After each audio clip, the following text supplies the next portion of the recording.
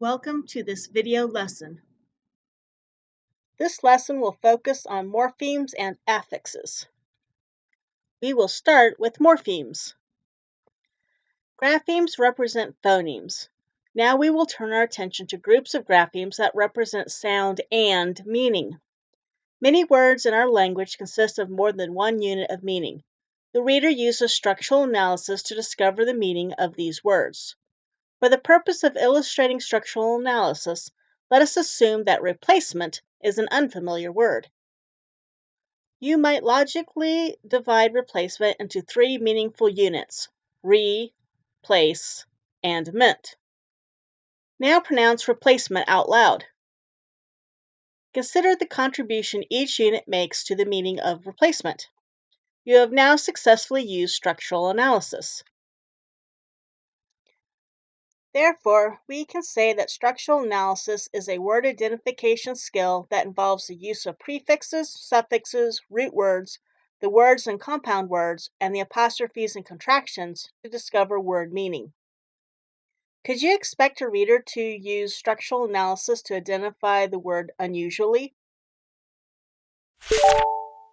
Structural analysis is a useful tool for discovering the meaning of words. This brings us to our study of the morpheme. A morpheme is the smallest unit of meaning. We cannot divide a morpheme into smaller meaningful units. A morpheme may be a whole word like ship, or a meaningful part as the ment in shipment. There are two types of morphemes, free and bound. A free morpheme can stand alone as a single word. We cannot divide a free morpheme into smaller units without affecting meaning. A bound morpheme cannot stand alone. This morpheme is always attached to another morpheme. The bound morpheme in playing is ing. Here's a quick practice. Pause this lesson to answer these items. We will continue our study of morphemes by examining the word preheated. Heat is a free morpheme. The pre and id are bound morphemes. Therefore, a word may consist of a free morpheme such as heat, or a free morpheme with one or more bound morphemes, as in preheated. How then do we classify a word like pancake?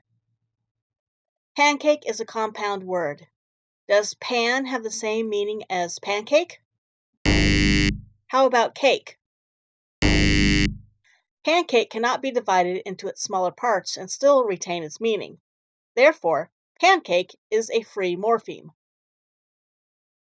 Let me restate the definition of an English word.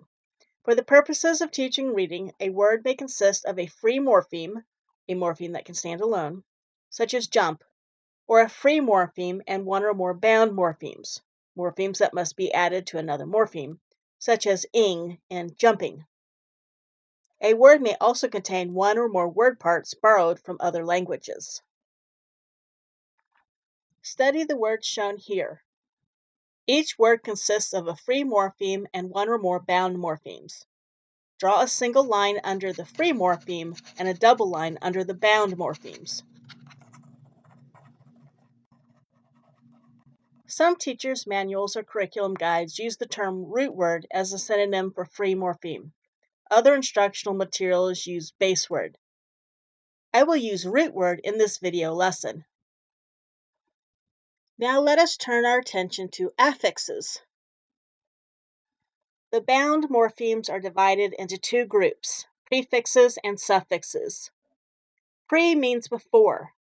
Therefore, a prefix is placed at the beginning of a free morpheme or root word. A prefix may change the meaning of a root word or make its meaning more specific. The prefix il means not. Therefore, illegal means not legal, and illogical means not logical. It is common practice to add a trailing hyphen to a prefix when it is not attached to a root word. Complete the following. A suffix is placed at the end of a root word, that is, after the free morpheme. A suffix is a bound morpheme. It is common practice to place a hyphen before a suffix that is not attached to a root word. We use the word affix to refer to a prefix or a suffix. A root word with affixes, then, has more than one prefix or suffix. Consider this word. Unresponsive contains two affixes, one prefix, and one suffix. A root word may have more than one affix. Study these words. Complete the table with the root word, number of affixes, and the affix or affixes in the word.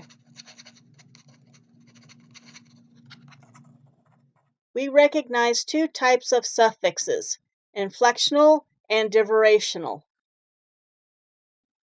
An inflectional suffix changes number, affects verb tense, indicates comparison, or denotes possession. The S in raindrops is an inflectional suffix. The S shows a change in number.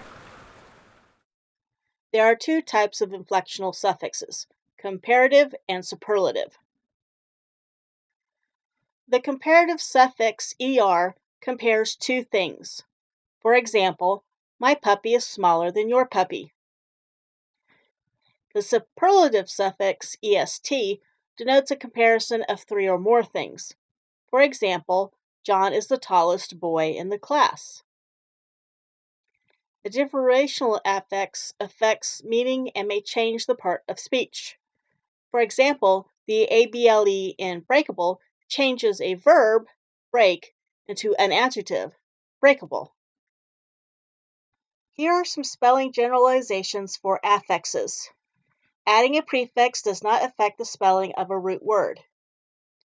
The spelling of a root word often does not change when we add a suffix that begins with a consonant to a root word that ends with a consonant. Add es to words that end in a y preceded by a consonant and to words that end in s, sh, ch, x, or z. Add s to most other words. Change the final y to I when a consonant precedes the y. Do not change the final y to I when a vowel precedes the y. For more spelling generalizations, refer to the Spelling Generalization for Adding Prefixes and Suffixes to Words study guide. Following are the answers to the quick practice items. Here are the answers to the first quick practice. Did you get them all correct without looking? These are the answers to the second quick practice. How did you do? Here is the answer to the third quick practice. And here are the answers to the last quick practice. Did you get them all correct without looking?